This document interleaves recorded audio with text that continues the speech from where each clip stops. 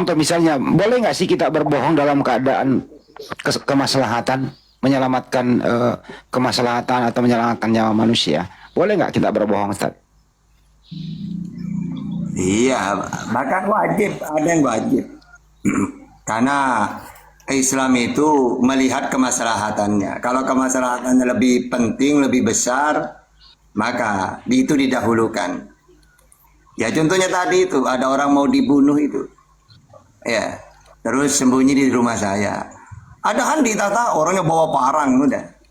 Maka saya wajib itu berbohong. Bukan boleh, wajib. Karena kalau nggak diberi hukum seperti itu, bahaya nanti. Karena menyelamatkan nyawa itu lebih besar kemaslahatannya daripada hanya cuma bohong gitu. Tapi kalau Oten enggak, Ustaz. Kalau zaman Belanda dulu nih, ada si Pitung bersembunyi di rumahnya. Kebetulan dia Oten, ada Belanda nyari. Mana si Pitung? Dia nggak boleh berbohong. Karena si Pitung ada di rumahnya. Ya terpaksa ya, si Pitung ada di dalam. Kan kurang ajar. Enggak, untungnya si pitungnya jadi ayam di situ. Nggak, tapi itu kan kata orang Kristen kan Bang Handi. Sebenarnya nggak gitu loh. Tuhannya Bani Israel sendiri menyelamatkan Rahab gara-gara berbohong loh. Nih, Rahab itu dia menyelamatkan orang Israel dengan berbohong loh. Dan bukankah demikian juga? Padahal dia pesundal loh. Dia pesundal selamat gara-gara berdusta loh. Dan bukankah demikian juga Rahab, pesundal itu dibenarkan dia Bang. Karena perbuatan-perbuatannya ketika ia menyembunyikan orang-orang yang disuruh itu di dalam rumahnya. Lalu menolong mereka lolos melalui jalan yang lain. Jadi ketika orang Yeriko datang ke Rahab, mana laki-laki Israel itu? Udah ke sana kata dia. Padahal disimpan dia di sotohnya, di rumahnya. Kan bohong dia itu.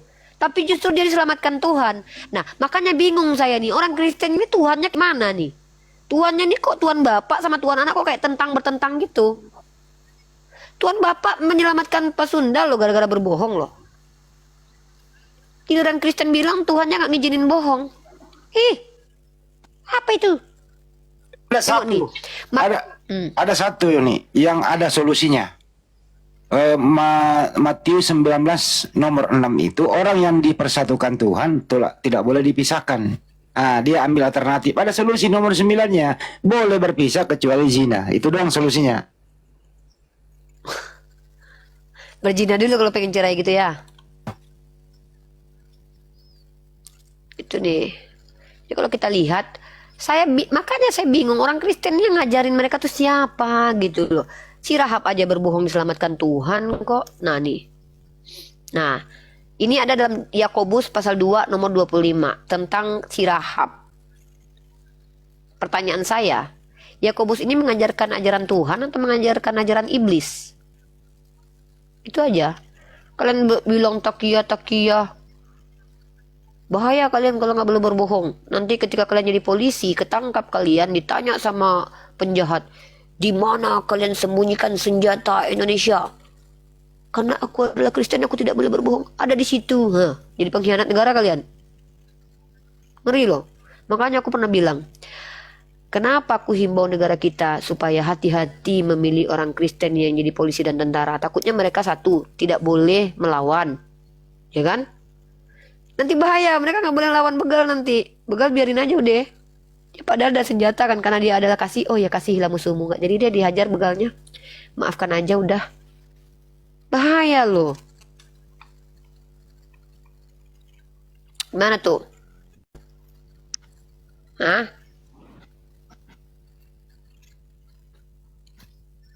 Halo Lalajo. June ini muslim atau non muslim ini? Junek 86.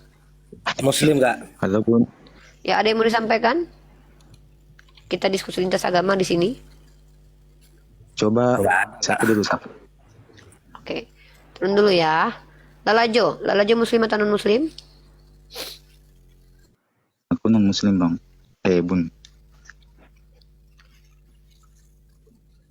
Non muslim ya. Mau bertanya atau mau menjelaskan? Aku mau bertanya nih Bun. Coba Bunda jelaskan. Halo.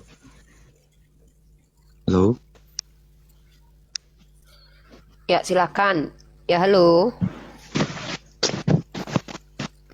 coba Bunda jelaskan Ya lanjut. kenapa titelnya ayahnya Nabi Muhammad itu bernama Abdullah, sedangkan Jelaskan apa, brother? Islam belum ada pada saat itu. Hah? Nabi Muhammad bernama Abdullah. Maksudnya apa nih? Ayahnya Ayahnya Nabi Muhammad namanya Abdullah, sedangkan Islam belum ada. Udah langsung saya jawab. Jawab Tad. Jadi gini, itu karena Allah itu Jawab, Tad. sudah dikenalkan, tunggu, Allah itu sudah dikenalkan oleh Abraham. Diam dulu tuh dijelasin Ketika tuh.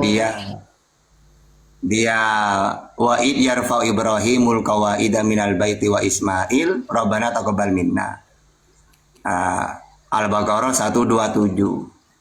Lalu pastikan dia memperkenalkan Tuhan itu ya Allah kepada Ismail. Lalu Ismail itu selamanya ada di situ. Mana ayatnya? Ibrahim 37. Rabbana ini askantum min dzurriyyati biwadin ghairi dzi jarin inda baitikal muharram. Ya Allah, sesungguhnya aku meletakkan Ismail ini selamanya di sini. Di Ka'bah itu, di Mekah itu, di Quraisy itu. Lalu nanti ada Bani Jurhum. Jadi turun temurun Allah itu. Makanya di zamannya ayahnya Rasulullah, Abdullah hambanya Allah, karena memang tahu Allah itu Tuhan. Orang Arab itu tahu Tuhan itu Allah. Lalu di Bani Huza'ah itu mereka tertarik kepada ajaran pagan, menyembah Allah pakai perantara berhala. Makanya orang Quraisy itu sebelum Nabi Muhammad diutus, ketika ditanya, "Wala in sa'altahum man khalaqas samawati wal ardi wa sakhkhara syamsa wal qamar, la yaqulanna Allah." Ketika ditanya kepada mereka, siapa yang menciptakan langit dan bumi dan siapa yang menundukkan matahari dan bulan? Mereka tak jawab berhala. Tapi menjawab Allah. Oh, mereka tahu Allah itu mulai dari Abraham, Ismail, Bani Jurhum, Bani Huza'ah. Terus kalau ditanya, kenapa kalian menyembah berhala? Kalau Tuhan itu tahu Allah. Liyuqarribuna ilallahi julfa. Nuh, saya menyembah berhala, menyembah Allah pakai perantara berhala. Gitu ya. Jadi Allah ini sudah turun temurun mulai dari Ibrahim. Cuma mereka nanti pada akhirnya sesat, menyembah Allah ini pakai perantara berhala gitu. Oke.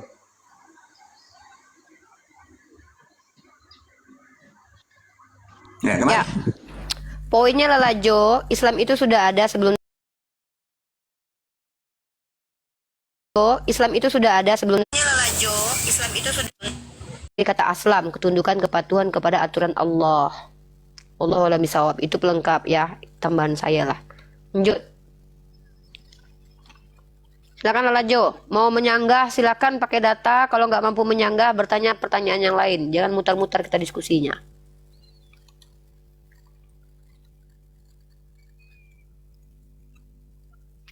Halo Lalajo, silakan. Oke. Ada lagi pertanyaan lain? Nol aja ini Muslim Kristen sih. Nonis katanya tadi. Jo, Muslim apa Kristen bro?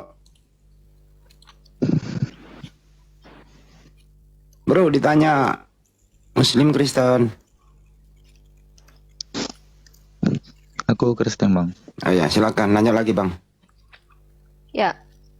Orang Kristen di sini kami kasih kebebasan bertanya tentang Islam, tapi bukan menghujat dan bukan juga menyimpulkan apa yang kalian nggak tahu. Kalau kalian merasa jawaban kami tidak sesuai dengan sisi akademik, silakan tunjukkan antitesis dari jawaban kami. Kami terima itu sebagai ladang ilmu buat kami ya, keilmuan. Tapi kalau kalian nggak tahu apa-apa, cek dulu, cross check dulu, datang lagi nanti untuk mendebat kami. Itu pun kalau kalian mampu menunjukkan apa yang kami jelaskan itu salah. Ya, tapi kalau kalian nggak tahu apa-apa, jangan sosok mengajari kami, karena kami akan berlaku tegas kepada kalian. Ya. Silakan, Lalajo, pertanyaan selanjutnya.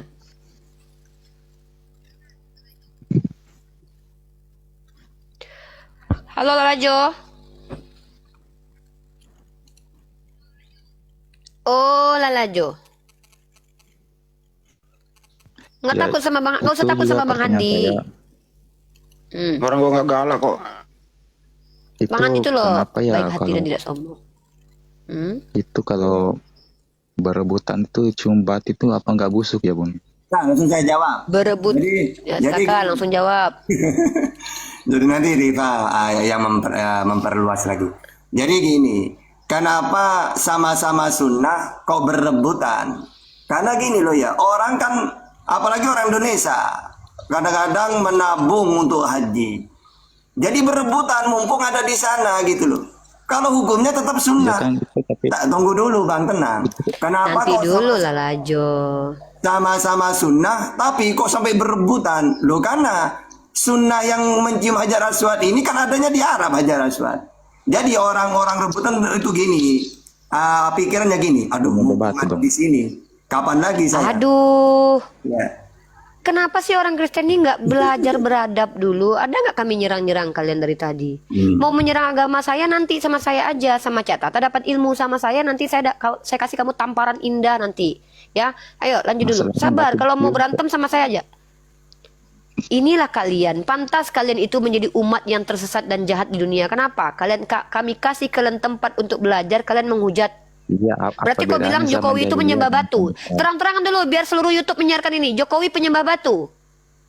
Pak Prabowo penyembah sama batu. jahiliyah aja penyembah batu. Soekarno penyembah batu. Jawab. Jelaskan dulu. Sama Megawati jahiliyah itu penyembah penyembah batu. Hei, kalau kau bilang Islam Sampai itu adalah sekarang agama pun masih penyembah belum. batu, jujur kau bilang. Apakah seluruh umat Islam di dunia ini menyembah batu? Jawab. Inilah kalian orang Kristen dikasih Sampai sekarang tempat pun masih untuk dipegang bertanya tentang Islam, nyerocos sendiri, nggak ada adab. Kristen banget kalian itu loh, kayak penjajah yang datang ke Indonesia ngatur-ngatur, dia pula emang adu domba. Itulah kelakuannya. Dikasih tahu sama Cak Tata, malah nyerocos. Saya tahu kalian itu adalah orang-orang jahat. Saya tahu itu. Allah saya yang katakan. Kalian nggak senang dengan kami. Kalian tidak pernah senang kepada kami sebelum kami ikuti kalian. Tapi tolong biarkan dulu guru kami bicara. Bukan untuk kau, untuk netizen yang nonton. Jangan ganggu. Di komal kami, kau pula ganggu kami. Nanti kutunjukkan siapa penyembah batu. Lanjut Cak Tata. Oke.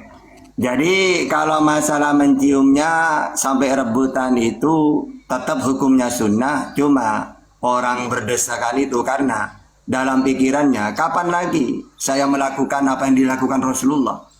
Wong cuma adanya Rasulullah pernah mencium Hajar Aswad. Hajar Aswad hanya ada di Mekah. Nah mumpung ada di sana tentu saja tidak akan menyanyiakan. Ya kalau orang Arab di sana, dah usah rebutan ngapain gitu loh ya. Tapi bagi orang yang cuma seumur satu kali ini ke sana, itu. Yang kedua kalau masalah sujud itu tidak ada hubungannya dengan batu. Karena yang jadi kiblat itu tanahnya. Andai kan ada banjir besar, rata sudah hilang dengan Hajar Aswadnya, bangunannya rata, ya tinggal dibangun lagi. Apalagi Arab kaya, malah dibangun canggih nantinya ya. Nah, itu arah bed di situ menyembah Allah, menghadap ke bait Allah. Sama seperti gini. Aku hendak sujud ke arah Host, diam host. yang kudus memuji namamu. Coba di sini. Aku hendak sujud ke arah bedmu. Jadi orang-orang Samawi itu, ajaran Samawi, menyembah Allah, tapi oleh Allah diberi arah kiblat. Kalau kamu menyembahku menghadap ke satu tempat ini yang aku tentukan. Ini di dalam Mazmur 138 ayat 2 sama. Bahkan Nabi Muhammad sendiri 16 bulan menghadap ke Baitul Maqdis itu, kiblat di situ. Lalu turun ayat qad nara taqalluba wajhika fis sama. Falanuwalliyannaka qiblatan tardaha. Fawalli wajhaka syatral Masjidil Haram. Lalu disuruh pindah ke Ka'bah. Karena Ka'bah itulah adalah kiblat yang pertama. Inna awwala baiti wudi'a lin-nas lalladzi bi Bakkah. Ali Imran 96. Orang Yahudi mengatakan, "Wahai Muhammad, kenapa kiblatnya pindah? Padahal kiblat pertama itu adalah Baitul Maqdis." Akhirnya turun ayat, katakan Muhammad, justru kiblat pertama ini adalah Ka'bah. Karena yang membangun Ka'bah Abraham. Sedangkan kiblat di Israel itu minimal Yakub, Salomo. Lebih dulu mana bangunan Salomo dengan bangunan Abraham? Tentu saja lebih tua bangunan Abraham. Karena Abraham ini kakeknya. Gitu ya. Oke, lanjut. Aku tambahkan. Nah, kalau mau tahu siapa penyembah batu secara tekstual dan secara realitas, kami tunjukkan. Biar kami tunjukkan samamu. Nah, ini contohnya secara tekstual ya. Kalau kami ini menunjukkan aja, kalau kalian bisa bantah ya bantah. Contoh, Yesus adalah batu. Ah, secara tekstual dia batu. Bisa nggak dia jadi batu? Ya bisa lah, dia kan Tuhan, bisa menjelma apa aja. Lanjut. Yesus adalah batu. Nah ini nih, batu nggak ini? Ah, ini batu nggak ini? Yesus adalah batu. Terjadi langsung nih penggenapan dari perkataan itu. Yesus adalah batu. Langsung nih jadi batu nih. Jadi manusia aja bisa, kok jadi batu nggak bisa? Ini batu nih. Yesus bukan nih. Ini kalau dibilang gondrong nih kena penjara nih kayak entok nih. Bahaya nih, ini Tuhannya orang Kristen soalnya. Menghina patung ini menghina Tuhannya orang Kristen.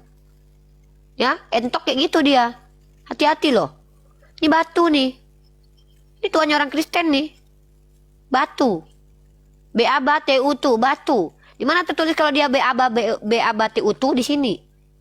Yesus adalah B-A-B-T-U-T, batu. Gambarnya mana dia batu? Ada nih. Nah, ini nih batu. Bisa nggak dia berubah jadi batu? Ya bisa lah, jadi tiang api aja dia bisa kok, jadi tiang awan aja dia bisa, apalagi jadi batu. Kan dia Tuhan mau jadi kodok juga bisa kok. So what? Gitu cara diskusi loh. Nah, aku tunjukkan kan, dapat ilmu kan dari aku kan? Kurang apa aku ini coba? Tahu ilmu Islam, tahu perbandingannya. Enak loh masuk-masuk di koma Islam ini loh. Ilmu yang kami kasih gratis, nggak pakai persepuluhan. Lanjut. Bertanya aja kalian seumur hidup. Ada Cak Tata di sini. Ya. Dari mana aku tahu kalau Tuhan kalian bisa menjamar jadi batu? Dari mana aku tahu kalau Tuhan kalian bisa menjadi batu? Dalam kitab Mazmur dikatakan bahwa Mazmur 18 nomor 2. Allah adalah gunung batu. Ya Tuhan bukit batuku. Nah, kalau dia kalian bilang penyelamatku dengan datang menjadi penyelamat langsung, apa pula dia jadi batu nggak boleh? Kok kalian pula yang larang? Ya Tuhan bukit batuku. Nih. Oh, nggak kayak gitu cara memahaminya, Ripa. Kayak mana cara memahaminya? Gimana? Coba jelaskan ke kami. Ya, gitu kalau diskusi itu bagus-bagus aja. Pokoknya yang tertulis di Bible itu diingkari, tapi yang tidak tertulis di ajaran Islam dibuat-buat untuk dijadikan bahan nistaan. Kan begitu. Lanjut. Iya. Tanya aja ya. Kami berharap kalian bertanya. Kami ini hadir untuk mengedukasi, bukan untuk mencaci maki dan menyerang kalian supaya kita berantem, enggak. Kalau kalian mau berantem sama aku terima kok. Karena dalam Islam itu kalau musuh datang kami nggak boleh lari. Aku pantang cari musuh, musuh datang aku nggak kabur. Apalagi keluar negeri kayak Taipudin tuh. Halo Pak Barata, 912. Kesimpulannya, setiap kalian menista, setiap kalian apapun itu, Bible menjadi jawabannya. Iya, itu aja. Bible. Betul. Hah. Coba Pak Barata. Selamat siang, ya katanya Uni Ripa kebanyakan minum kencing onta katanya ini. Ya, ayo kita uji yuk.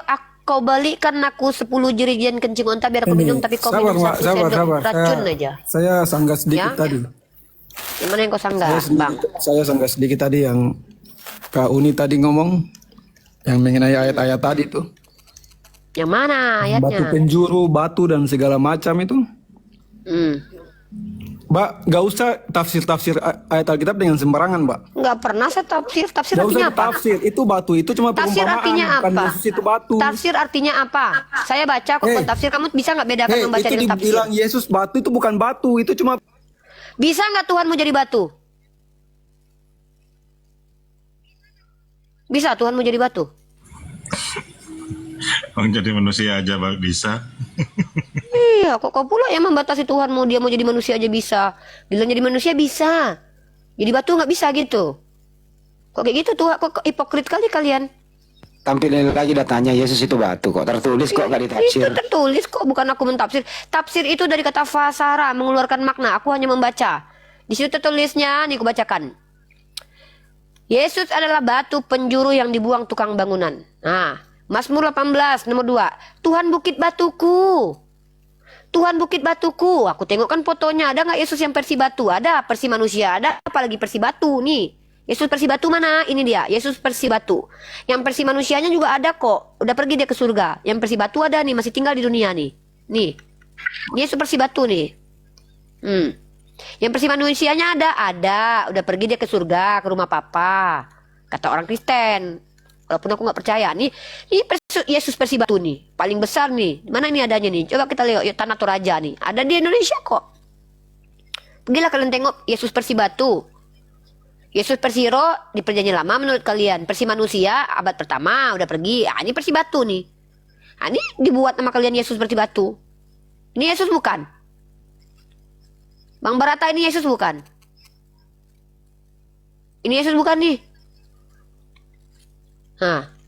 Ini patung banyak nih Yesus batu nih. Yesus versi batu. Yesus versi manusia ada gambarnya. Mau kalian yang mana? Yang nggak ada gambarnya itu Yesus versi roh. Nggak tahu aku gambarnya kayak mana. Yesus versi manusia ada gambarnya. Yesus versi batu ada gambarnya. Kok aku pula yang kalian bilang salah? Lucu-lucuannya kalian yang buat patungnya sendiri. Kalian yang bilang dia bisa menyamar menjadi apapun. Lucu-lucuannya kalian yang marah pula Itu sama yang disambar petir. Seru kayaknya ini. Jadi lucu ya. Kita kembali ke tema ya. Dan kalau kalian mau melanjutkan tema yang tadi boleh. Kenapa Kristen itu kok kepedean mengatakan ajarannya ajaran kasih? Kenapa saya bilang kok kepedean? Pertama, di ayatnya bukan ajaran kasih. Kedua, implementasinya rata-rata yang menghancurkan peradaban itu justru orang Kristen. Nah, apa alasan kalian kok pede kali mengaku di hadapan kami Islam, di komal-komal diskusi mengatakan kalian ajaran kasih? Coba tunjuk data di dalam kitab kalian dan tunjuk realitas konkretnya. Kalau ditanya sama aku kenapa Islam berhak mengatakan mereka adalah ajaran kasih, aku bisa tunjukkan datanya, aku bisa tunjukkan realitasnya dalam sejarah. Gitu diskusi gitu aja lah, nggak usah banyak basa-basi kita. Lanjut. Coba dari akidah Islam itu ajaran kasih di mana?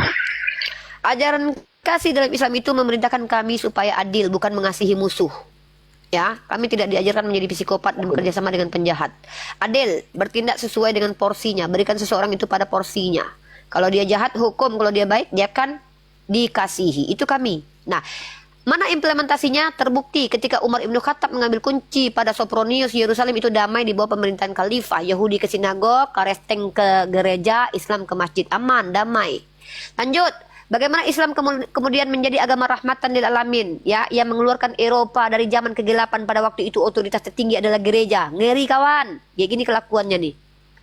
Ya, pada waktu itu mari kita lihat data yang ada di National Geography. Islam menjadi rahmatan untuk seluruh alam.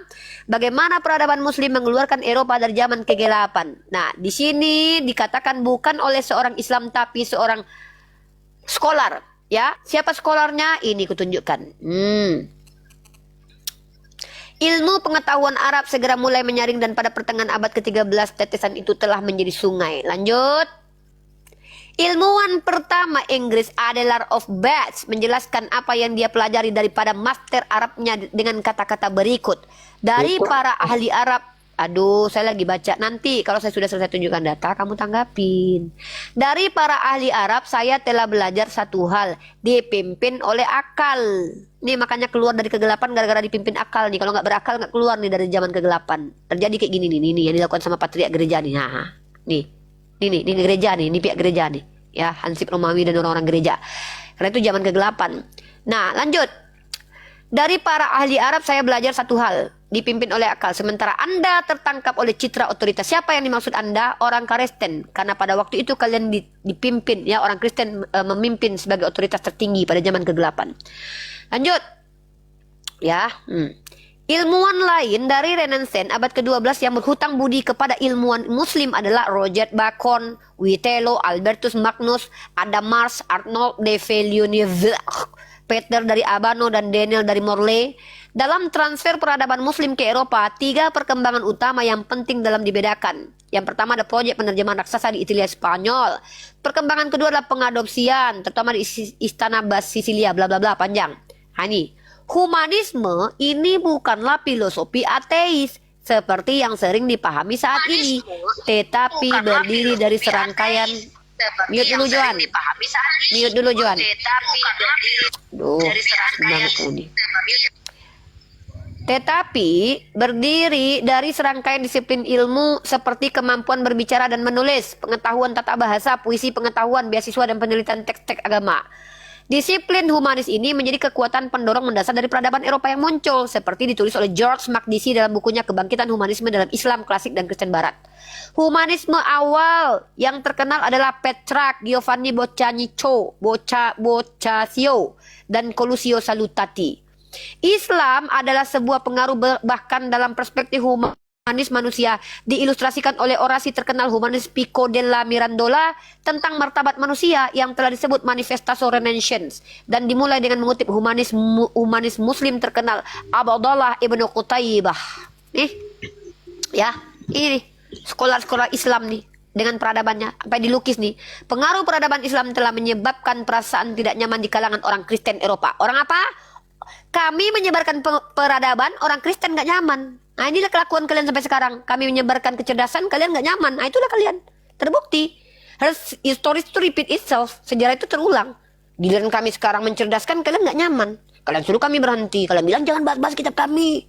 Kalian mau membawa Indonesia ke zaman kegelapan lagi soalnya. Gak bisa. Gak bisa. Selagi aku hidup. Walaupun aku akan dihajar oleh banyak orang. Gak apa-apa. Biarkan. Karena Hipatia dulu dihabisi oleh patriark gereja. Tahu kalian kenapa Hipatia dihabisi nyawanya? Karena dia pintar. Dihabisi sama siapa? Patriark gereja. Biarkan. Paling kalau mati aku kalian hajar orang Kristen yang menghajarku ya. Suatu saat kalau aku mati di tangan orang Kristen, namaku hanya akan akan masuk dalam sejarah. Seperti Hipatia. Generasiku akan mengingatku. Unriva yang mencerdaskan bangsa selama ini membedakan ayam dengan bebek, dikarungi sama Oten. Paling gitu nanti. Lanjut. Silakan. Jadi narasi-narasi yang kamu katakan itu dari teolog-teolog, bukan menurut agama kamu. Siapa teolog? Ya kan kamu. Siapa teolog? Aku teolog. Kamu kan menggunakan narasi-narasi yang nggak terpapar dalam agama kamu atau dari iman kamu. Mana dia? Aku turun dulu nih. Itu namanya perbandingan, artinya orang berstatement itu pakai data. Nah, sekarang diam dulu. Sekarang giliran kamu tunjukkan ajaran. Dengerin dulu. Di sini kau yang ngomong, ada yang motong. Tunjukkan ajaran kasih di kekristenan pakai data. Tidak ada yang ganggu. Iya, pakai data, Silakan. pakai data. Pakai data. Tunjukkan ajaran kasih di kekristenan pakai data. Lanjut. Nggak ada yang motong kok. Kita tunggu. Yes, pakai data. Ayo brother, silakan.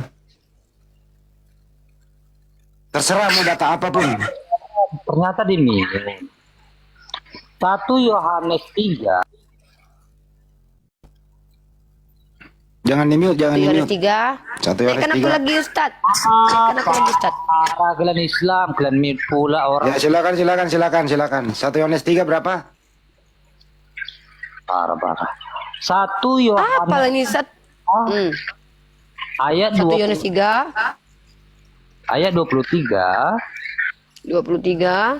Dan inilah perintahnya itu supaya kita percaya akan nama Yesus Kristus anaknya, dan supaya kita saling mengasihi sesuai dengan perintah yang diberikan Kristus kepada kita. Di dalam 1 Yohanes 4 ayat yang ke-19, kita mengasihi karena Elohim itu mengasihi kita. Ya, dan yang terakhir, Apa ini? Tunggu, nggak ngerti dulu. Kalian diajarkan kasih sama Yesus dalam 1 Yohanes pasal 3 nomor 22. Tadi baca dulu satu-satu ayat. Kami nggak tangkap loh. Kami belum buka ayatmu loh. Dalam 1 Yohanes pasal 3 22. Itu kau bawa tadi ayatnya kan? benar. Kita bedah dulu ayatnya ya. Aku baca dulu ya. Saya ingin membedah kamu. Ada nggak kamu izinkan saya membedah kamu? Aku di sini lebih ahli daripada kau. Wajar aku membedah. Coba aku tanya, kau pendeta bukan? Aku pun bisa Kau membedah pendeta tuh Al-Quran. Ya tunjuk. Kalau kau bisa membedah Al-Quran, pakai ilmu apa kau? Coba kamu buka siapa yang menyuruh Anda dalam surah Al-Taubah 123 itu. Saya tanya, membedah Al-Quran pakai ilmu apa? Kalau aku pakai sola scriptura, kau pakai metode apa? Tawa. Aduh. Yang dia baca pakai metode terjemahan. apa? Yang dia baca terjemahan katanya Al-Quran. Kau. Kalau memang jangan terjemahan, apakah teks Apa kok malah melebar ini? Kita diskusi aja loh. Kan kau membawa ayat, kami coba membuktikan kau menipu atau tidak. Kami mau tengok ayatnya. Kok kau nggak terima ini diuji di sini? Jadi kau pikir di sini kau berbicara, kami terima gitu aja? Kami nggak orang botol loh. Mohon maaf lah ya. Tadi Kami ingin tahu. Enggak, Kami minta ayatnya. Ayatnya mana? 1 Yohanes pasal 3 nomor 22. Baca dulu ayatnya. Kami pengen buktikan betul nggak ayatnya begitu. Karena banyak kalian penipu. ya udah baca. Ya udah, kok nggak terima kau ini? Kau pikir ini gereja? Nggak dikritisi kalau bicara. Dada aja kau. Berapa tadi, Matius? 1 Yohanes 3 1 Yohanes 3 nomor 23. Nah, dan inilah perintahnya itu, supaya kita percaya akan nama Yesus Kristus, anaknya, dan supaya kita saling mengasihi sesuai dengan perintah yang diberikan Kristus kepada kita. Berarti kalian mengasihi itu seperti perintah Yesus kan? Lanjut. Betul? Kan benar kan? Iya, aku tanya dulu. Berarti kalian mengasihi itu seperti perintah Yesus. Seperti apa perintah Yesus mengasihi? Coba dijawab. Yohanes 1 ayat 4 nomor 19. Iya, yang kutanya cara mengasihinya seperti apa? Coba jawab. Gimana itu? Dalam Lukas berapa ya? Ya kasihilah Mana? kamu seluruh Tuhan kita. Ya, Terus? kasihilah musuhmu seperti mana yang mengasihi kamu, dan jangan jahat atau bla bla bla bla. Lanjut gimana? Terus? Nah, sekarang aku yang menjelaskan ya, bahwa kau di sini mengklaim ajaran mengasihi musuh itu ajaran kasih. Itu menurut kalian Kristen nggak apa-apa. Ya nggak apa-apa. Maaf, secara realitas konkret tidak ada satupun negara yang mengasihi musuh. Contoh, Amerika dikasihi nggak musuh, penjajah dikasihi nggak? Enggak. Nah, kalau kalian bilang mengasihi musuh itu adalah ajaran kasih, itu menurut kalian, bagi kami tidak, itu namanya ajaran zolim, bekerja sama dengan penjahat. Nah, itu satu ya, itu satu. Lanjut, kau bilang Yesus mengajarkan ajaran kasih, kau baca Lukas 14:26 dulu. Apa tertulis? Dibaca. Apa tertulis di sana? Nah, minta tolonglah sama aku gitu loh. Nah, nih Ini. ya, kau baca ini. Terus. Jikalau seorang datang kepadaku dan dia tidak membenci bapaknya, ibunya, istrinya, anak-anaknya, saudaranya laki-laki dan perempuan, bahkan nyawanya sendiri, ia tidak dapat menjadi muridku. Ini ajaran kasih nih. Kalau kepada musuh kasih ya, kepada orang tua benci ya. Ini gimana ini ceritanya nih? Itu menceritakan kita ya, atau kami harus lebih utama kepada Tuhan dan Allah itu sendiri. Harus membenci. Kalau mengutamakan harus benci gitu. Kalau mengutamakan, kita kan nggak perlu lagi, kita kan udah tahu yang mana yang benar. Ini apa nih bacaannya nih?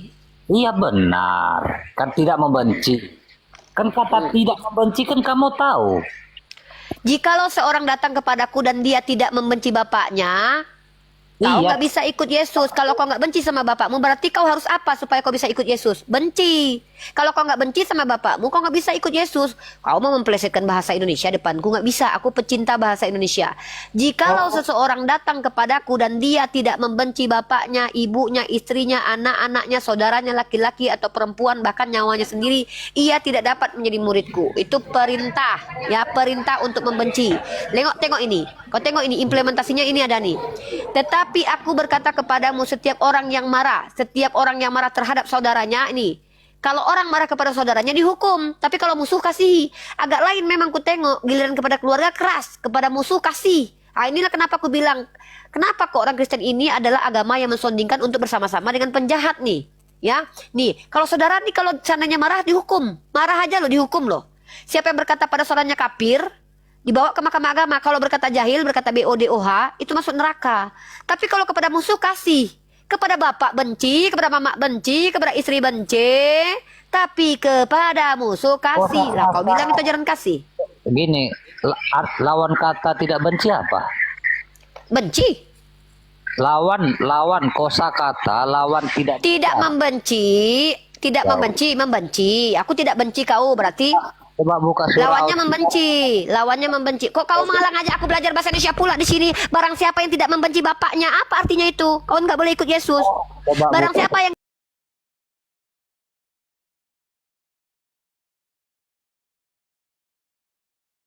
ada buktinya, kami biarkan kau bicara. Ini ajaran kasih Islam nih. Ku biarkan kau bicara menjelaskan agamamu di sini. Kok di mute? Saya di mute loh. Di mute karena kau terlalu cerewet. Pertanyaannya, ntar dulu, satu pertanyaan ke dia belum ditanya. Bagaimana caranya mengasihi musuh? Silakan, kita beri waktu 5 menit. Bagaimana cara mengasihi musuh? Silakan. Seperti mana yang tertulis dalam Alkitab itulah yang kita ikuti. Mana? Caranya. Seperti mana yang saya katakan tadi, itulah yang harus saya lakukan. Caranya. Kita harus membiarkan orang yang melakukan sesuatu kejahatan kepada saya. Contohnya, logika dengan Juma saling mengutuk. Nggak usah itu tak. Caranya. Ada musuh datang ke rumahmu. Nah, dengerin pertanyaannya. Ada maling, ada perampak, ingin memperkaos, mengambil harta-hartamu. Itu adalah musuh. Bagaimana cara mengasihi musuh yang ingin memperkaos istrimu? Jawab. Silakan. Bagaimana cara mengasihinya? Narasi liar, brother. Kami bawa kasus. Kalau binimu diperkodok depanmu, bagaimana kau cara mengasihinya? Kau biarkan? Nggak kau lawan? Itu otomatis kita. Kalau binimu diperkodok, apa yang kau lakukan untuk mengimplementasikan ajaran kasih? Kau lawan atau nggak lawan? Atau kau suruh binimu tambah sekali lagi, Dek, biar enak, Dek. Sekali gitu, Dek. Lagi, Dek. Ah, gitu. Atau gimana? Itu kan narasi yang paling kejam. Ini pertanyaan, bukan narasi. Bang Handi bertanya, kasusnya langsung kita implementasikan. Kalau kau binimu diperkodok depan matamu, kau mengasihi musuhmu itu, apakah dengan memberikan sekali lagi, Dek, sekali lagi, Dek, yang enak ya, Dek, ya, sekali lagi, Dek. Jangan malu-malu, Dek, jangan sungkan-sungkan, Dek. Lagi, Dek. Kan tampar pipi kiri kasih kanan tuh, diperkodok sekali, perkodok 2 kali, kan gitu. Kalau nggak gimana caranya?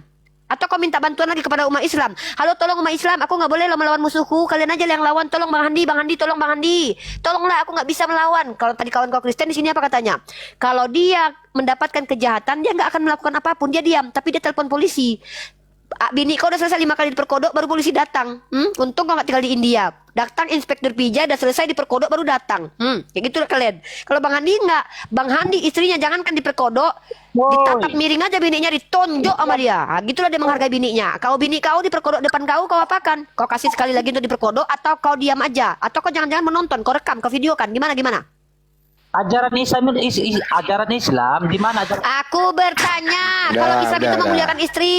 Boleh Bagi singkirkan kami, dia. jangankan istri, ada perempuan muslim di zaman Rasulullah saja diganggu oleh orang Yahudi, dihabisi, dihajar mereka. Itulah Islam, menjaga kehormatan wanita Islam. Kau, anak kau, perempuan, bini kau, mama kau diperkodok depan kau suruh perkodok sekali lagi. Kasihlah pipi kiri, kasih tampar pipi kiri, kasih kanan. Atau kau telepon polisi. Jangan betul kataku ya. Kau telepon Bang Handi nanti. Si Handi lah, dia Islam kan boleh melawan. Aku kan Kristen nggak boleh melawan. Kau telepon lah si Handi. Oi Handi, tolong biniku diperkodok nih. Di mana kau biniku diperkodok? Kata Bang Handi kan. Datang Bang Handi yang menghantam. Makasih Handi, ajaran Islam ternyata telah menyelamatkan istriku, sementara aku tidak boleh. Karena musuh bagiku harus dibiarkan, didoakan ya Handi ya. Terima kasih Handi ya. Kayak gitu. Akhirnya kalian minta tolong sama kami umat Islam. Ini ajaran kalian. Kalian bilang itu ajaran kasih. Rasain kalian bini-bini oten. Ketika kalian diperkodok, bini kalian nggak boleh melawan. Makanya tidak ada satupun negara yang bisa mengadopsi Matius 5:44 ini. Kacau negara itu. Ada musuh datang. Ya, ingin menjajah negara kita. Kalau Kristen ini, ada musuh datang ke daerahnya, Kristen semua nih. Woi, musuh datang, kita harus kasih dia Indomie, kasih kopi, kasih penginapan. Nah, begitu. Musuh kok digituin? Red. Pertanyaan kami jelas-jelas menunjukkan pembuktian omongan kalian. Kami lu ajaran kasih, kalau ada orang jahat kepada kami nggak melawan. Ditanya, kalau binimu diperkodok, ngangengong kau. Naik jawab pertanyaan kami, biar kami tahu kau itu adalah orang yang konsisten dengan ajaranmu. Biar binimu mendengar. Jadi nanti kalau binimu sewaktu-waktu mau diperkodok, yang diteleponnya kami umat Islam. Ku teleponin Bang Handi, ku teleponin si Kores, biar kami yang membantu kau. Ya. Kami tahu kalau kalian nggak boleh melawan musuh. Suatu saat terjadi kejoliman terhadap saudari-saudari kami yang perempuan dari kalangan Kristen, biar kami umat Islam yang membantu. Karena kalian nggak boleh. Udah diam aja kalian. Masuk neraka kalian nanti melawan Yesus. Ya. Nek lagi si Adisa Putra ini jawab. Ini entah kemana-mana. Aku mau interaktif dulu sama penonton, biar penonton di mana pun menonton, di YouTube, di mana. Kalau ada musuh datang kepada kalian, musuh itu dikasih A, rokok, B, bogem. Biar mereka juga interaktif. Saya ulang ya. Kalau ada musuh datang kepada kalian, musuh itu dikasih A, rokok, B, bogem. Jawab semuanya. A atau B? Masya Game Allah, masih normal semua. Musuh nggak dikasih rokok. Aku lagi nanya. Kalau ada istrimu, mamamu, anakmu perempuan ditampar pipinya di depan kalian, wahai laki-laki, apa yang kalian lakukan? A. Kalian membalas orang itu. B. Kalian duduk dan berdoa. 3. C. Kalian telepon kami umat Islam. Jawab. Naikkan lagi si Adi Syahid tuh. Gini no, kalau ada musuh menganiaya ibumu, musuh itu nggak bisa gue ketawa gue nggak. Naikkan itu dia si Aldia. Elemen saya. Tunjukkan kepada kami kenapa kalian mengklaim ajaran kalian ajaran kasih, sementara ketika mama kalian ditampar aja kalian diam. Kok begitu dikatakan ajaran kasih? Mama kalian ditampar kalian diam loh. Ya Allah, ya Allah, ya Allah. Mama kalian ditampar kalian telepon polisi ya. Malah kalian laki-laki. Lanjut. Ajaran kasih kah itu? Jawab. Itu kan pribadi seseorang, tapi ajaran Yesus itu sebetulnya kalau memang dituruti teladannya, pasti apapun yang dia katakan di dunia ini, ya, pindahlah engkau gunung ke laut, pasti jadi. Tapi Enggak, namanya bukan itu manusia pertanyaannya, pasti ada bagaimana batasnya. cara Iya, makanya kamu simak dulu, kau bodoh kali Andi. Bagaimana cara mempraktekkan kasih hilang musuhmu? Sirut sana, lawan jadi sana, lawan lagi Bagaimana? Isa Pertanyaannya, bagaimana cara mempraktekkan pintar bahasa mengasihi Arab. musuh? Lawan dulu di sana dulu. Bagaimana cara mempraktekkan mengasihi Kau musuh? aja Jawab. imanmu aja enggak kau betulin. Bagaimana Sosok kali cara kau Andi. mengasihi Lawan dulu musuh? sirut sana dulu. Sekarang Anda dibawa, kasihi musuhmu dibawa. Kalau ada musuh datang ke rumahmu, kasih kopi, kasih rokok, kasih ruangan ber-AC, suruh nginep. Kalau ada orang musuh datang maling ke rumahmu, maling motor, kasih mobil, kasih STNK, kasih BPKB. Clear? Lanjut. Ya, siang Ayah Kriting, Yusen ya. Ya, Kristen. Ya, silakan dijawab pertanyaan Bang Andi. Ya, Pertanyaannya adalah bagaimana cara Kristen mengasihi musuh? Lanjut. Oke, Bang Andi, artinya begini. Seringkali ya saya melihat bahwa saudara-saudaraku yang Muslim itu Jawab saja langsung, nggak usah curhat. Bagaimana cara Kristen mengasihi musuh? Jangan curhat. Kok berat kali ya menjawab itu ya?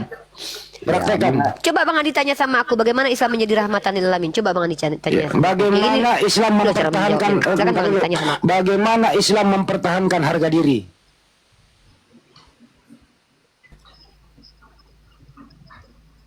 Ya Islam mempertahankan harga diri ya dilawan itu musuh. Enak aja. Nah sekarang Kristen bagaimana cara Anda mengasihi musuh? Ya tetapi secara dilawan, saya nggak bilang dilawan, dikasihi. Pertanyaan saya bagaimana cara mengasihi musuh? Mengasihi bukan dilawan. Nah, Cara sebentar mengasihi musuh. Ya sebentar dulu Bang Andi. Masa jangan gini, kita jangan telan mentah-mentah firman yang Enggak. Kalau ini bukan gereja. Ini bukan gereja. Bagaimana Kriting gini cara loh. mengasihi musuh? Pertanyaannya tuh simple. Pertanyaannya simple. Bagaimana tutorial mengasihi musuh? Kan ayatnya sudah ada tuh. Kasihilah musuhmu. Nah, tutorialnya seperti apa? Implementasinya seperti apa? Yang bisa ditunjukkan di realitas seperti apa? Coba jelaskan. Kalau aku bisa menjelaskan bagaimana cara menjalankan ajaran rahmatan lil alamin. Coba kalian seperti apa? Satu-satu. Siapa yang menjawab? Oke, Bunda saya jawab. Oke, Bunda saya jawab. Siapa yang menjawab? Satu-satu. Adi diam dulu Adi, biar si ayah dulu yang menjawab ya. Saya jawab Bunda. Silakan. Secara hukum kasih yang diajarkan oleh Kristus, tentunya kita akan mengampuni. Sekalipun di depan mengampuni sekalipun di depan mata istri kita atau saudara kita diperkodok dan lain sebagainya. Ketika kita bisa menghayati tentang apa yang diajarkan oleh Kristus itu sendiri, tentunya kita akan mengasihi dan mengampuni. Tetapi Ya, bagaimana caranya mengasihinya? ya kita bahwa kita mengampuni apa yang dia perlakukan. Seperti Dibiarkan ya, nggak dilawan ya. Artinya begini, dalam konteks ini tidak mungkin terjadi secara kontinu dalam kehidupan kita sehari-hari. Nggak ada yang perkodokan itu terjadi berulang-berulang gitu bang. Saya tanya ketika terjadi anak anda, ibu anda diperkodok di rumah anda, cara mengasihi musuh seperti apa? Anda Bunda. melawan atau tidak? Gini Bunda, saya mengerti, saya pahami bahwa silakan. arah pembicaraan ini, arah pertanyaan ini untuk kita menjawab secara kristologi, apa yang diajarkan oleh Kristus. Secara Kristen bang, terserah Iya, lah. secara- Kristologi iya, saya mengatakan- secara imanmu. Secara- Kalau kau kan Kristen bang. Betul, Kalau betul. binimu diperkodok depanmu, kau Makanya saya membalas, jawab, makanya saya jawab. menampar, melawan atau tidak? Silakan. Makanya saya jawab, secara hukum kasih saya akan mengampuni orang itu. Tetapi Membiarkan dia diperkodok. Iya, makanya kan itu artinya bahwa saya akan ketika iya. gini. Ketika kita mengikuti pengajaran Kristus bahwa kita, Dibiarkan baru dimaafkan. Udah selesai. Itu kesimpulannya Udah dia. selesai itu Udah. aja loh. Udah Hari Keriting. Apalagi Kau yang udah nangkap. menjelaskan. Udah. Kau Dan udah terima nangkap. kasih ya, wahai kalian perempuan-perempuan Kristen dimanapun kalian berada. Kalau kalian punya laki, abang, bapak kayak gini, ya sabar aja ya. Telepon Bang Handi, telepon Bang Datu, telepon Otak Waras, telepon Bang Ari, Ustadz Ari. Pasti kami umat Islam membantu kalian kalau kalian diperkodok ya. Karena bapak kalian, suami kalian, abang kalian laki-laki itu akan membiarkan kalian karena ajaran kasih, nggak boleh melawan. Sebelum kalian diperkodok, kalian ngomong dulu sama umat Islam, minta tolong teriak kalian ya, biar kami umat Islam berada di sekitar kalian membantu kalian, wahai perempuan-perempuan Kristen. Kasihan aku. Aku jangankan diperkodok ya. Kalian berada dekat Bang Handi, nyentil aku sedikit aja, buluku tersenggol sedikit aja, dibogem kalian sama Bang Handi. Depan Bang Zuma kalian hujat aku aja, diludahi muka kalian. Inilah senangnya aku berada bersama abang-abangku. Ya, kalian wahai perempuan Kristen sabar ya. Tenang kok, ada laki-laki muslim kok yang bisa menjaga kehormatan kalian. Kalau ada yang memperkodok kalian, jangan takut, jangan minta tolong sama keluarga kalian yang laki-laki yang tidak berguna itu ya, karena mereka mengikuti ajaran kasih. Kalian telepon, simpan nomor laki-laki muslim. Tolong bang, kami diperkodok, bakalan dibantu kalian. Demi Allah, itu adalah bentuk keadilan. Inilah implementasi ajaran kasih, ajaran Islam. Kami tidak boleh berbuat zalim. Bahkan kami diperintahkan melindungi kalian yang hidup bersama kami, yang mengikat suatu perjanjian dengan kami. Wajib kami melindungi kalian. Apalagi kalian membayar jizyah. Itu Islam. Tapi kalau di Kristen, abang ini bilang dia ayah loh. Nama ayahnya apa nih? Ayah apa namanya nih? Aku sampaikan dulu anaknya. Ayah Keriting. Oh, Keriting. anakmu si Keriting. Ya, kalau kau adalah anak perempuan ya, bapakmu ini, sabar kau ya kau lagi nonton ini kan. Sabar, ada tante nak. Seandainya tante ada kau lagi diperkodok orang, kau bilang tante rela mengorbankan nyawa demi menyelamatkan kau. Jangan kau minta tolong sama bapakmu ya anakku. Sabar ya nak. Astagfirullah. Ajaran kasih kak ini. Coba buka Bang Andi. Toba 123. Kenapa dengan surat itu? Jadi menurut Ayah Keriting kesimpulannya, Saya aduh. entar dulu, woi, kesimpulannya dulu. Ini lu jangan pindah topik kau Adi, saya turunkan nanti. Jadi menurut Ayah Keriting, Ya ada Islamnya. Paham. Diam ya, dulu kalau aku paham. tahu Kau surat dibawa. Taubah itu. Jadi Nanti menurut Ayah penjelasan Taubah itu. Keriting, jadi menurut Ayah Keriting, kalau ada musuh datang ke rumah memperkaos anak atau istri, Ayah Keriting mengatakan kasih saja. Kemudian Biarkan, selesai dia Bang Andi. melaksanakan hajatnya, ampuni dia, selesai. Iya, biarkan, kasih dia. Kemudian ampuni Kasihan kalian dia. perempuan Kristen. Jangan proses hukum, kasih dan ampuni dia. Jangan proses hukum, selesai. Lanjut. Sabar ya kalian perempuan-perempuan Kristen ya. Kalian udah nggak boleh minta cerai lagi kalau laki kalian yang menganiaya kalian. Sedih banget jadi kalian ya. Untung aku jadi Islam, horor banget jadi kalian ya. Apa sih enaknya kalau gitu di dunia menderita, nggak ada yang bantuin, kalau diperkodok dibiarin, malah disuruh minta. Ih, sedih kali jadi kalian ya. Alhamdulillah aku jadi Islam. Aku jangankan aku ya diperkodok, jangankan aku diperkodok. Seandainya ada sedikit saja yang menyenggol bulu di tubuhku ini ya, jangan kami menyenggol lah. Kalian kibas aja sedikit bulu di tubuhku di depan Bang Handi. Kalau nggak dilemparnya kalian pakai sepatu kulitnya itu ya. Kalau nggak diludahinya kalian. Kalian belum nengok kalau abang-abang Jangan udah ke marah. muslim. Bang Jibril. Ada perempuan Kristen nih di tengah jalan ingin diperkodok oleh siapapun pelakunya. Saya ada di situ, saya membela dia. Mau dia Kristen, mau dia apapun. Gitu loh. Kita bela supaya mereka selamat. Kalau Oten enggak, ambillah. Sedih Habis banget itu selesai bang, selesai. Ku ampuni dosamu, ku maafkan kau. Sedih banget. Selesai. Hebat kan ajaran mereka? Makanya banyak Bang Andi di luar negeri itu kejahatan kepada perempuan dan anak-anak lo. Ini Bang Andi lihat data-datanya ya. Ih, ngeri banget loh. Karena mereka tuh nggak diapa-apain Bang. Ya, Bang Andi. Jadi secara teologis pengajaran itu bahwa kita diajarkan untuk mengasihi. Tetapi di dalam realita tentunya kita akan memiliki suatu pertahanan. Ketika di depan Berarti kau melanggar datamu, hukumnya kau melanggar. Sebentar dulu, Bang. Ya, silakan. Kenapa berpikirnya sangat sempit dan menggunakan logika yang unrasional? Jadi orang itu tidak bisa menerima apa yang dikatakan sahabat. Ini memang Itu tertulis bro, kasihilah musuhmu loh itu. Tertulis loh. betul Bang Andi, kasihilah musuhmu dalam arti bahwa kita melihat dari sudut pandang apa, penerapannya bagaimana. Oke, Emang kalau itu gitu yang lanjut dibahas. studi kasus aja dulu, studi kasus. Itu yang dibahas Bang Andi, Studi kasus penerapannya saya itu keriting. loh. Iya, Kau yang mengalami, kamu lagi duduk, ntar dulu, kamu lagi duduk di teras. Ada musuh datang, ingin memperkodok anak keluargamu, istrimu. Apa yang kau lakukan?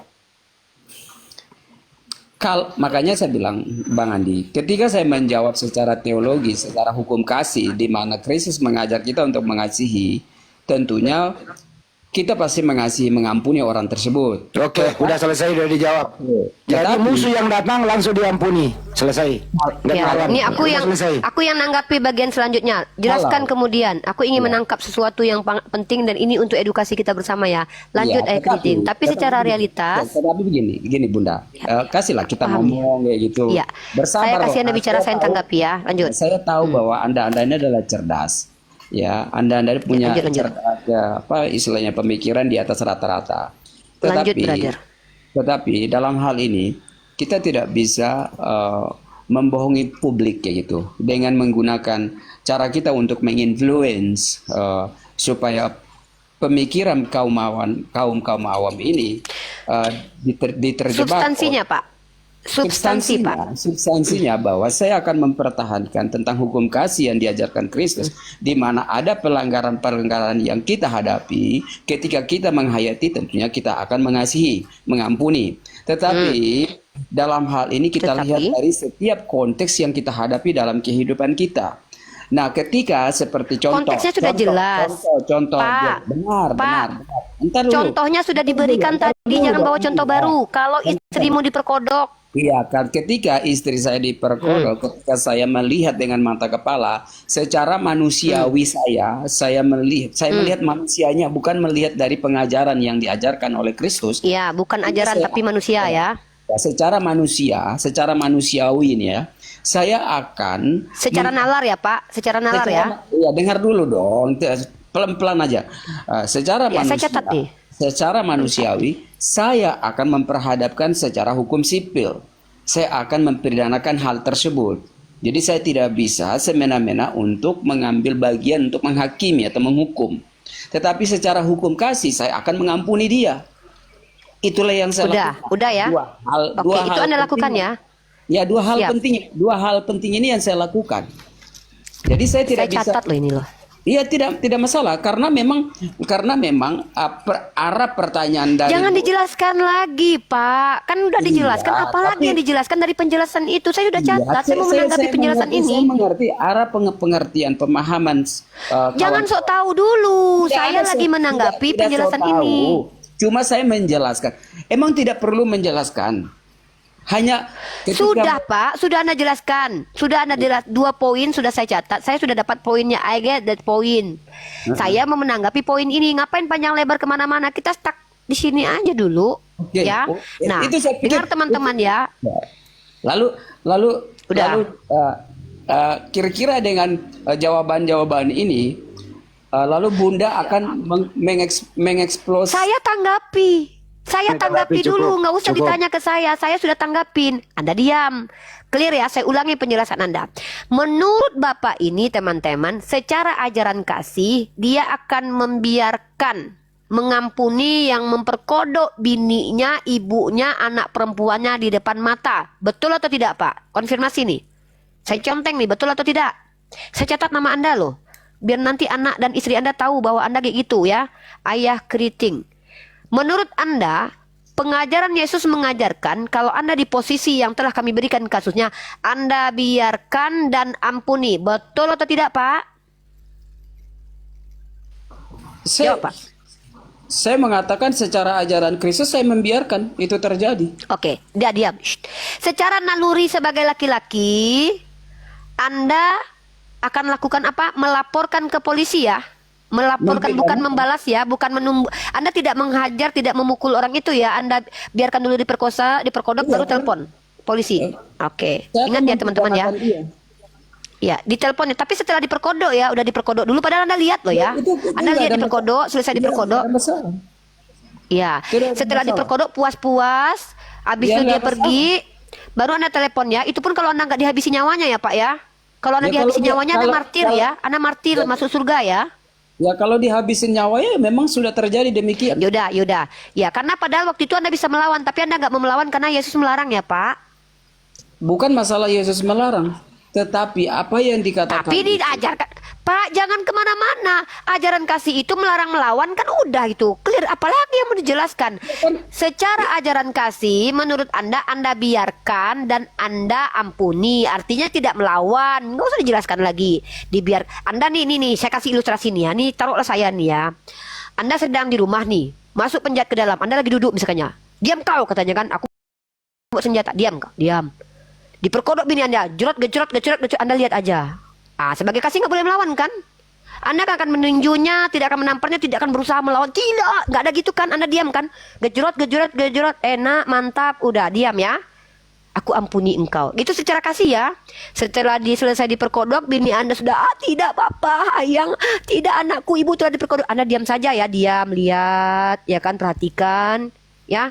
Habis itu dia pergi penjahatnya, Anda ampuni ya. Engkau telah ku ampuni. Begitukah Pak? Dalam ajaran kasih? Ya kalau pertanyaannya merujuk seperti itu ya saya demikian. Ya udah, ya berarti benar ya teman-teman ya. Ya udah berarti benar. Lanjut. Tapi secara nalar Anda punya ide dan gagasan. Apa itu? Setelah diperkodok udah selesai, kamu udah diperkodok ibu, istriku kau telah diperkodok. Baik, aku telepon polisi sekarang. Pak polisi, istriku telah diperkodok. Itu secara nalar yang Anda lakukan ya? Betul. Waduh. Ya, wahai saudariku, anak dari Pak Keriting, istrinya dari Pak Keriting, ibu dari Pak Keriting, berdoalah kalian semoga tidak diperkodok dan tidak disentuh oleh siapapun. Karena kalau kalian diperkodok, jangan berharap minta bantuan sama si Keriting ya. Kenapa? Si Keriting tidak akan membantu kalian, dia akan membiarkan kalian menonton kalian diperkodok, habis itu baru lapor polisi. Kalau bisa polisinya yang Islam, kalau yang Kristen nggak boleh melawan juga ya. Jadi itulah pentingnya perempuan Kristen punya nomor telepon laki-laki Muslim ya, supaya kalau kalian diperkodok, kalian nggak dibiarkan begitu saja, tapi kalian dibantu sama laki-laki Muslim. Ini aku siarkan nih. Inilah agama Islam, agama rahmatan lil alamin. Rahmatnya bukan hanya untuk wanita muslim seperti saya, tapi juga untuk kalian wanita Kristen yang tidak akan pernah dibantu oleh laki-laki Kristen, karena laki-laki Kristen dilarang melawan musuhnya yang memperkodok istrinya. Allahu Akbar. Terima kasih Pak Keriting. Mohon maaf, bagi Anda itu ajaran kasih, bagi saya itu Anda psikopat. Mohon maaf sekali ya. Maaf, kayaknya Anda harus berobat. Ya, lanjut yang lain ya. Takut aku ya Allah, untung aku bukan Kristen ya Allah. Alhamdulillah. Wahai wanita-wanita muslimah, beruntunglah kalian menjadi muslimah. Wahai anak-anakku, ukti-uktiku sayang, bersyukurlah kalian, ayahmu, abangmu, suamimu itu adalah arijalu qawwamuna 'alan nisa. Mereka lah penjaga kalian di dunia. Ya, sekarang gini. Beruntunglah kalian. Oke. Jangankan diperkodok, disentuh kulit kalian sendiri. Mereka akan biantur. Saya mau menikmati syukur beriman dulu kami. Diam dulu Pak. Saya bersyukur kepada Allah. Untung saya nggak punya laki kayak Anda. Untung sekali ya. Sempat gue punya laki kayak lu, gue ada diperkodok sama penjahat. Tidak abang. Nonton aja kan. Bentar bang, abang telepon polisi ya dek. Iya kalau tinggal di Indonesia. Kalau sempat tinggal di India.